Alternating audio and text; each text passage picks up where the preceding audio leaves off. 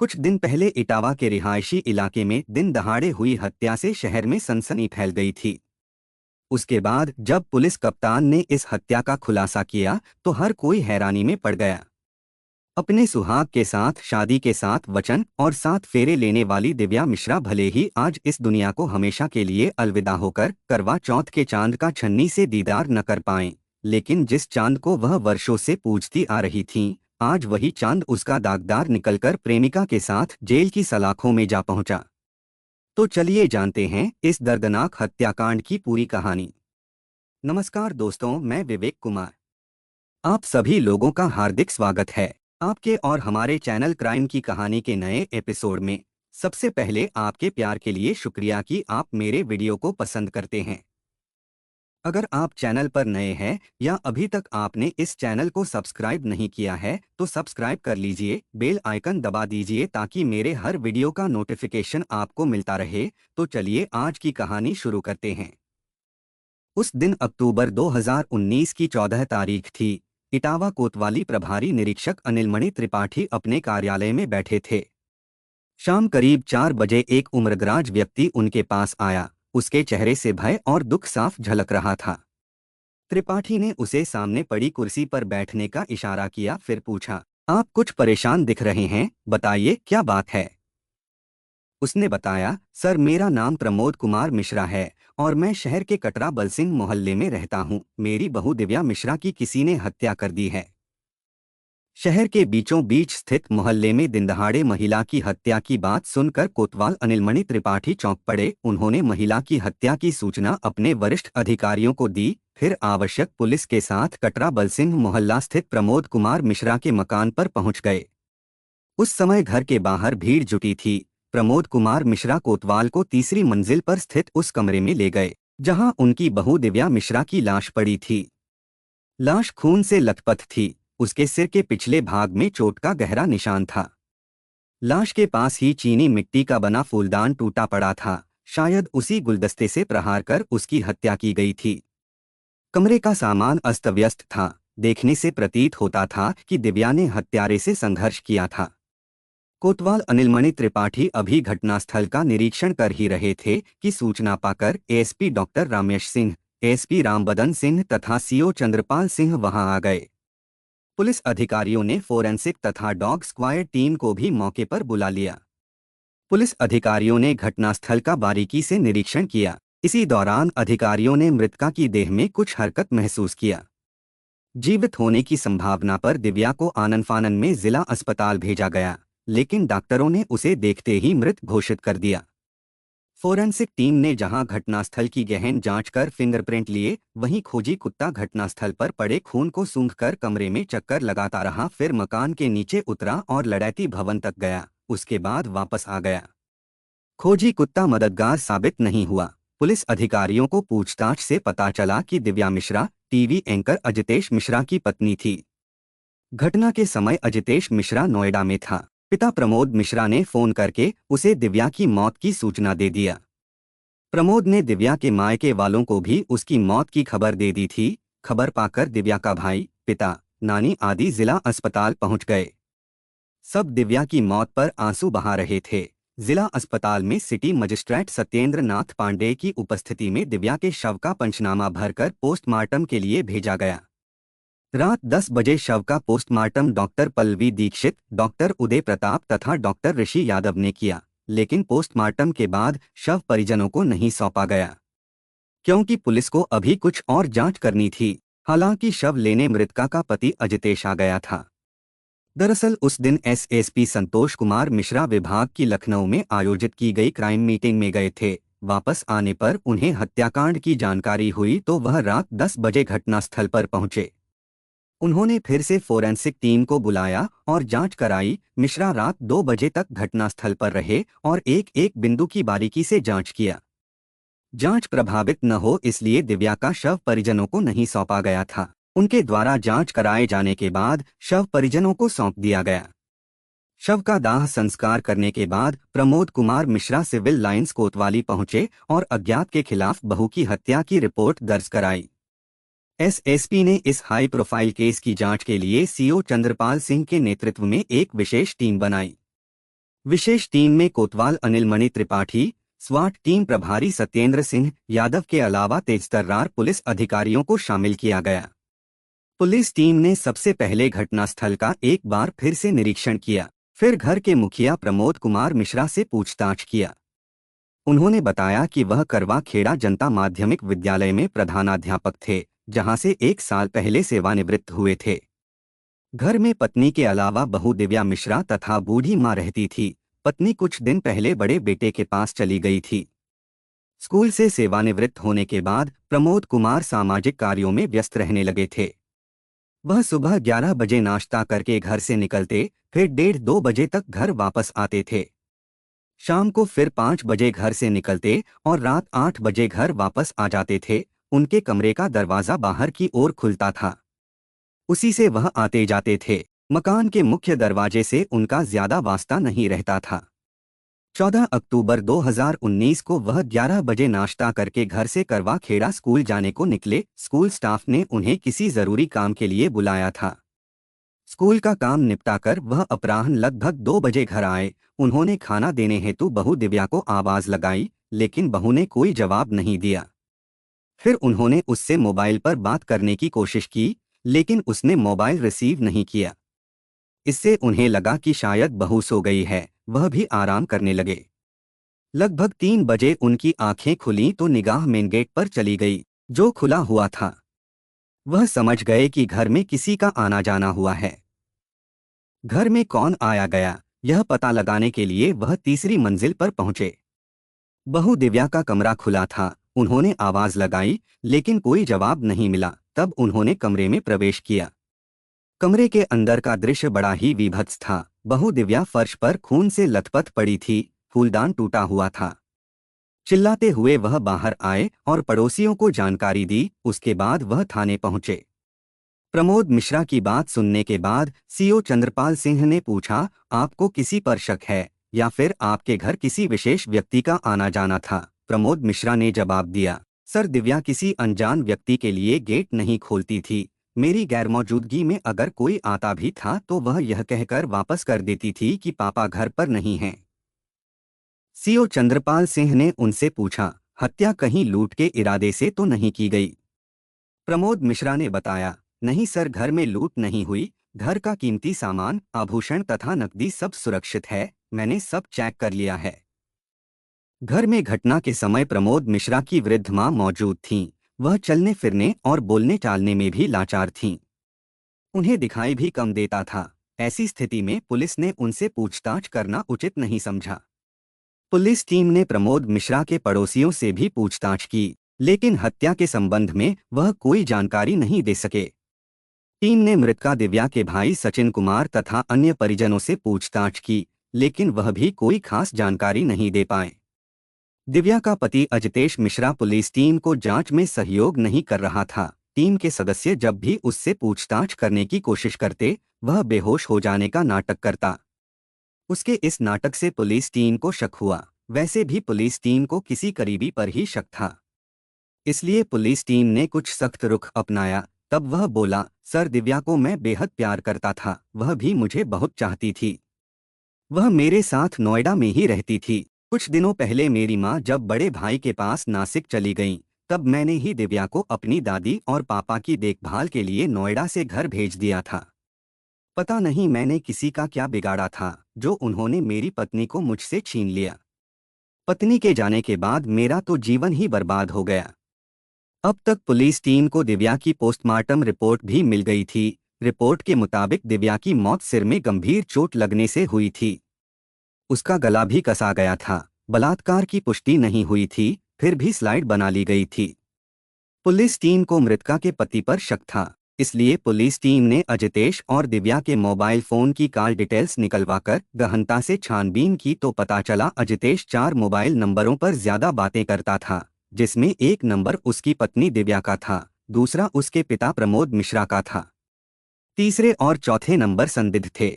इन संदिग्ध नंबरों के विषय में पूछने पर अजितेश ने बताया कि ये number FM TV news channel में उसके साथ काम करने वाली भावना आर्या तथा दोस्त अखिल कुमार के हैं। इसमें भावना आर्या के फोन पर अजितेश की लगभग हर रोज बातें होती थीं। इसी वजह से पुलिस का दिमाग घुमा कि कहीं भावना व अजितेश के बीच नाजायज संबंधों का मकड़जाल तो नहीं। इसकी जानकारी करने पुलिस टीम 16 अक्टूबर 2019 को एफएम टीवी न्यूज चैनल के सेक्टर 63 नोएडा स्थित ऑफिस पहुंची और कई लोगों से पूछताछ की। पता चला कि भावना आर्या और अजितेश के बीच कुछ ज्यादा ही गहरे प्रेम संबंध हैं। इन संबंधों के कारण पति पत्नी के बीच तनाव बढ़ गया था। अखिल दोनों के प्यार की धुरी बना हुआ था। यह जानकारी भी मिली कि अजितेश की पत्नी दिव्या अखिल को अपना मुंहबोला भाई मानती थी और उसे राखी बांधती थी। यह पता चलते ही पुलिस टीम ने भावना आर्या और अखिल कुमार को उनके कार्यालय से हिरासत में ले लिया और उन्हें लेकर इटावा आ गई। पुलिस ने सिविल लाइंस कोतवाली में अजितेश को भी बुलवा लिया। अजितेश का सामना भावना आर्या और अखिल से हुआ तो उसका चेहरा फीका पड़ गया। पुलिस टीम ने सबसे पहले अखिल से पूछताछ किया। अखिल पहले तो पुलिस टीम को बरगलाता रहा और कहता रहा कि दिव्या उसकी मुंहबोली बहन थी। भला एक भाई अपनी बहन की हत्या कैसे कर सकता है? लेकिन जब पुलिस टीम ने उस पर सख्ती की तो वह टूट गया। उसने दिव्या की हत्या का जुर्म कबूल कर लिया। उसने बताया कि हत्या का षड्यंत्र अजितेश और उसकी प्रेमिका भावना आर्या ने रचा था। पैसों का लालच देकर उसे दिव्या की हत्या के लिए इटावा भेजा गया था। अखिल ने स्वीकार कर लिया कि दिव्या की हत्या उसने ही की थी। अखिल के बाद अजितेश और भावना ने भी जुर्म कबूल कर लिया। भावना ने बताया कि वह अजितेश से प्यार करती थी। दोनों शादी करना चाहते थे, लेकिन अजितेश की पत्नी दिव्या उसके प्यार में बाधक थी, इसलिए षड्यंत्र रचकर उसको मरवा दिया। अजितेश ने बताया कि उसकी शादी को 3 वर्ष बीत चुके थे, लेकिन दिव्या संतान सुख नहीं दे पाई, जिससे वह उससे दूर भागने लगा। इसी बीच साथ काम करने वाली भावना से उसकी दोस्ती हुई। दोस्ती प्यार में बदल गई और दोनों शादी करने को राजी हो गए। लेकिन इसमें पत्नी दिव्या दीवार बन गई थी, इसलिए उसे रास्ते से हटा दिया गया। पुलिस टीम ने दिव्या हत्याकांड का पर्दाफाश करने तथा कातिलों को पकड़ने की जानकारी एसएसपी संतोष कुमार मिश्रा को दे दी। मिश्रा जी ने आनन फानन में प्रेस वार्ता आयोजित कर अभियुक्तों को मीडिया के समक्ष पेश कर घटना का खुलासा कर दिया। चूंकि कातिलों ने हत्या का जुर्म स्वीकार कर लिया था, इसलिए पुलिस ने धारा 302, 120 बी के तहत अजितेश मिश्रा, भावना आर्या तथा अखिल कुमार सिंह को नामजद करके उन्हें विधिसम्मत बंदी बना लिया। पुलिस जांच से पति द्वारा पत्नी की हत्या किए जाने की सनसनीखेज घटना प्रकाश में आई, जो इस प्रकार है। उत्तर प्रदेश के इटावा शहर के सिविल लाइंस थाना अंतर्गत एक मोहल्ला कटरा बलसिंह पड़ता है। शहर के बीचों बीच स्थित इस मोहल्ले में प्रमोद कुमार मिश्रा अपने परिवार के साथ रहते थे। उनके परिवार में पत्नी सुधा के अलावा 3 बेटे थे, जिसमें अजितेश सबसे छोटा था। प्रमोद कुमार मिश्रा करवा खेड़ा जनता माध्यमिक विद्यालय में प्रधानाध्यापक थे, किंतु अब रिटायर हो चुके थे। मोहल्ले में उनकी अच्छी प्रतिष्ठा थी। उनका अपना 3 मंजिला मकान था। उनकी आर्थिक स्थिति भी मजबूत थी। प्रमोद कुमार मिश्रा खुद उच्च शिक्षा प्राप्त थे, इसलिए उन्होंने तीनों बेटों को उच्च शिक्षा दिलाई थी। उनके 2 बेटे पढ़ लिख कर नासिक में नौकरी करने लगे थे। उन्होंने दोनों बेटों की शादी भी अच्छे घरानों में की थी। होली दिवाली जैसे बड़े त्योहारों पर बेटे बहू इटावा आते थे और घर में खुशियां मनाते थे। अजितेश अपने अन्य भाइयों की अपेक्षा ज्यादा स्मार्ट तथा तेजतर्रार था। अजितेश पढ़ लिख कर FM TV news channel Noida में काम करने लगा था। वह वहां न्यूज एंकर था। अजितेश कमाने लगा तो प्रमोद मिश्रा ने उसकी शादी इटावा की ही फ्रेंड्स कॉलोनी निवासी राजीव तिवारी की बेटी दिव्या से सन 2015 में कर दी। दिव्या एमए की पढ़ाई कर रही थी। दिव्या बेहद खूबसूरत थी। खूबसूरत पत्नी पाकर जहां अजितेश खुश था, वहीं उसके माता पिता भी फूले नहीं समा रहे थे। दिव्या ने ससुराल आते ही घर संभाल लिया था। वह पति का तो ख्याल रखती ही थी, सास ससुर की सेवा में भी कोई कोरकसर नहीं छोड़ती थी। वह अपनी ददिया सास का भी पूरा ख्याल रखती थी। दिव्या कुछ महीने ससुराल में रही, उसके बाद नोएडा चली गई और पति अजितेश के साथ रहने लगी। दिव्या और अजितेश का वैवाहिक जीवन सुखमय बीतने लगा। अजितेश को जब समय मिलता, वह दिव्या को सैर सपाटे के लिए भी ले जाता था। नोएडा स्थित घर पर अखिल कुमार सिंह का आना जाना लगा रहता था। अखिल कुमार दिव्या के पति अजितेश के साथ चैनल में काम करता था। दोनों के बीच गहरी दोस्ती थी। अखिल दिव्या को बहन मानता था। दिव्या ने भी उसे मुंहबोला भाई बना लिया था। अखिल मूल रूप से अमरनगर, फरीदाबाद का रहने वाला था और अजनारा हाउस, ग्रेटर नोएडा में रहता था। दिव्या अखिल को अपना विश्वासपात्र मानती थी। सुखमय जीवन व्यतीत करते 3 साल कब बीत गए, इसका अजितेश और दिव्या को पता ही नहीं चला। लेकिन इन 3 सालों में दिव्या मां नहीं बन सकी थी। जहां दिव्या के मन में गोद सूनी होने का दर्द था, तो वहीं अजितेश के मन में भी मलाल था कि वह अभी तक बाप नहीं बन सका। ऐसा नहीं था कि दिव्या ने अपना इलाज न कराया हो, पर वह संतान सुख प्राप्त नहीं कर सकी थी। दिव्या जब भी ससुराल जाती तो सास उसे टोकती, बहू तू खुशखबरी कब देगी, खुशखबरी सुनने के लिए मेरे कान तरस रहे हैं। दिव्या लजाते सकुचाते हुए सास को जवाब दे देती। धीरे धीरे अजितेश के मन में यह बात घर कर गई कि शायद दिव्या अब कभी मां नहीं बन पाएगी। इस टीस ने दोनों के प्यार में दरार पैदा कर दी। अब अजितेश दिव्या से दूर भागने लगा। मन ही मन वह उससे नफरत करने लगा। उन्हीं दिनों अजितेश की नज़र खूबसूरत भावना आर्या पर पड़ी। भावना आर्या के पिता ललित नारायण आर्या नई दिल्ली स्थित नेशनल स्टेडियम में नौकरी करते थे। भावना आर्या उनकी लाडली बेटी थी। वह पढ़ी लिखी और तेज तर्रार थी। भावना भी एफएम टीवी न्यूज़ चैनल में मेकअप आर्टिस्ट थी। अजितेश और भावना एक दूसरे को अच्छी तरह से जानते थे। अक्सर दोनों के बीच बातें होती रहती थीं। इन्हीं बातों के चलते अजितेश भावना को चाहने लगा। वैसे तो वह कई सालों से उसे देखता आ रहा था, लेकिन उसके मन में भावना के प्रति प्यार तब जागा जब संतान न होने पर पत्नी से उसकी दूरियां बढ़ी। टीवी चैनल में मेकअप आर्टिस्ट होने की वजह से भावना का रहन सहन और व्यवहार उसी तरह का हो गया था। वह बन संवर कर घर से आती थी तो देर रात को ही घर लौटती। भावना की खूबसूरती अजितेश को अपनी ओर आकर्षित करने लगी थी। दिल के हाथों मजबूर अजितेश भावना का सामीप्य पाने को बेचैन रहने लगा था। इसके लिए वह भावना से नजदीकियां बढ़ाने लगा था, लेकिन वह उससे दिल की बात कह नहीं पा रहा था। लेकिन दिल तो दिल है, वह कब किस पर आ जाए कोई नहीं जानता। जब अजितेश से रहा नहीं गया तो एक दिन उसने भावना से दिल की बात कह दी। भावना, मैं तुमसे बहुत प्यार करता हूँ, तुम्हारा प्यार पाने को मैं बेचैन हूँ, तुम मेरे दिल में रच गई हो। अजितेश की बात सुनकर भावना बोली, अजितेश तुम शादीशुदा हो, फिर मेरा प्यार क्यों पाना चाहते हो? रही बात प्यार की, वह मैं तुम्हें पहले से ही करती हूँ। वह बोला, दिव्या और मेरे प्यार के बीच दरार पड़ गई है, मैं उससे नफरत करने लगा हूँ। दिव्या खूबसूरत जरूर है, पर 3 साल बाद भी वह मां नहीं बन सकी है। भावना आर्या अजितेश को पहले से ही प्यार करती थी, इसलिए जब उसे वजह पता चली तो उसने उसका प्यार स्वीकार कर लिया। इसके बाद दोनों का प्यार परवान चढ़ने लगा। दोनों साथ साथ घूमने जाने लगे और लंच व डिनर साथ लेने लगे। जवानी के जोश में दोनों ने मर्यादा की दीवार भी गिरा दिया। इतना ही नहीं, उन्होंने एक साथ रहने का भी फैसला कर लिया। अजितेश और भावना के बीच नाजायज रिश्ता बना तो अजितेश घर में देर सवेर आने लगा। कभी वह पत्नी का बनाया हुआ खाना खाता तो कभी बिना खाए ही सो जाता। दिव्या कुछ कहती तो वह उस पर बरस पड़ता। दिव्या कहीं बाहर चलकर मूड फ्रेश करने को कहती तो मना कर देता।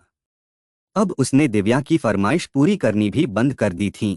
दिव्या की समझ में नहीं आ रहा था कि आखिर अजितेश को हो क्या गया है।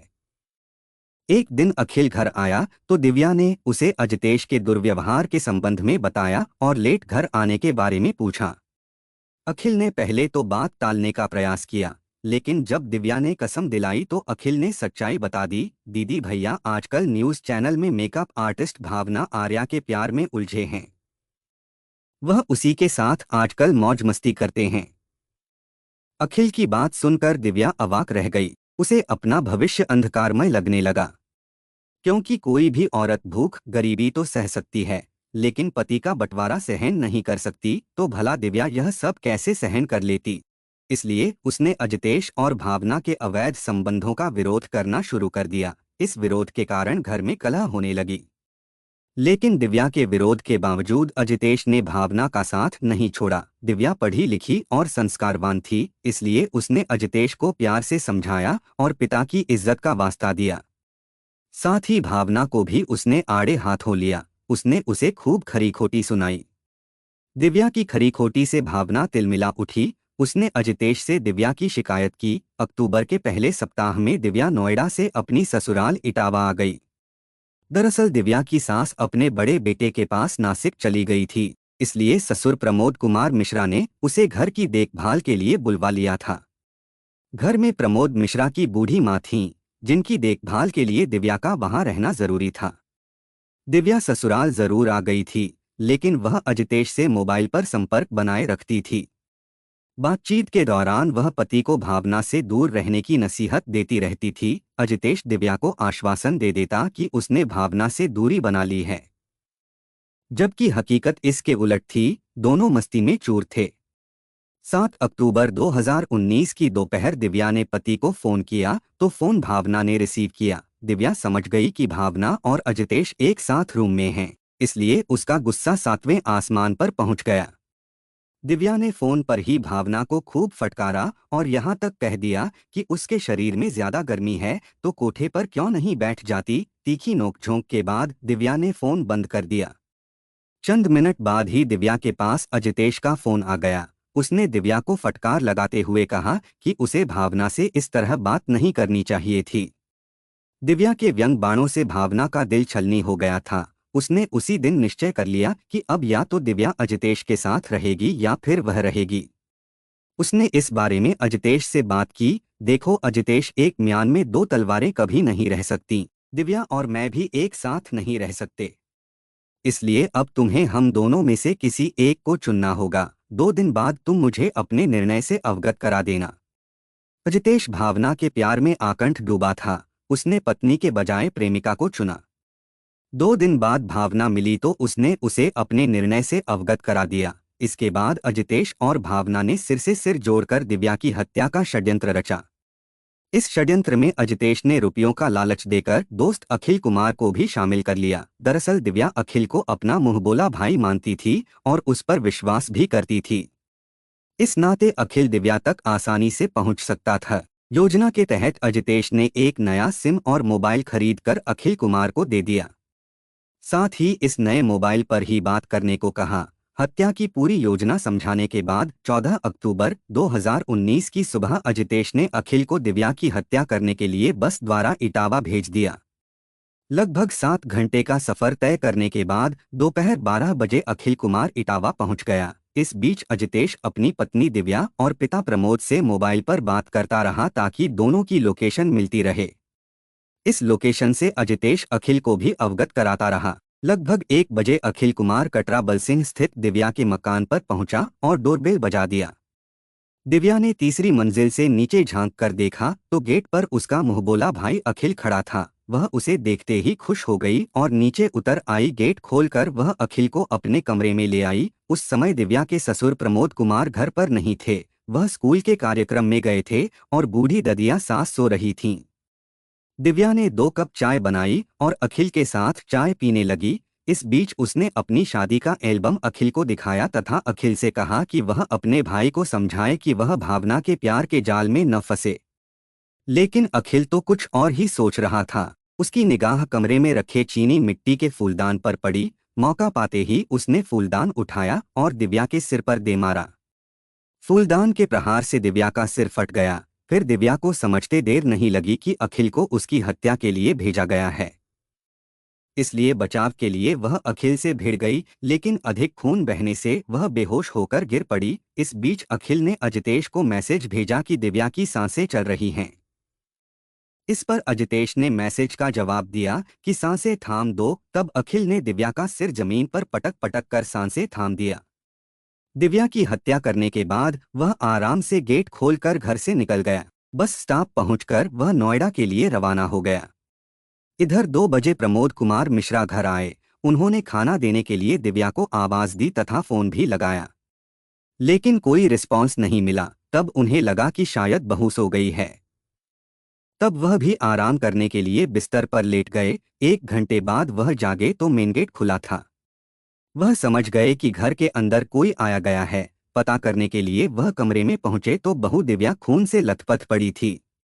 हत्यारोपी अजितेश मिश्रा, अखिल कुमार तथा भावना आर्या से पूछताछ करने के बाद पुलिस ने उन्हें 18 अक्टूबर 2019 को इटावा कोर्ट में remand magistrate Shri JP Sharma की अदालत में पेश किया, जहां से तीनों को जिला कारागार भेज दिया गया। कहानी को लास्ट तक सुनने के लिए आपका धन्यवाद। इस कहानी के बारे में अपनी राय कमेंट करके ज़रूर बताइएगा और ऐसी ही अपराध की सच्ची कहानियों के लिए हमारे चैनल क्राइम की कहानी को सब्सक्राइब कर लीजिए। कहानी को लाइक और शेयर ज़रूर करें। धन्यवाद।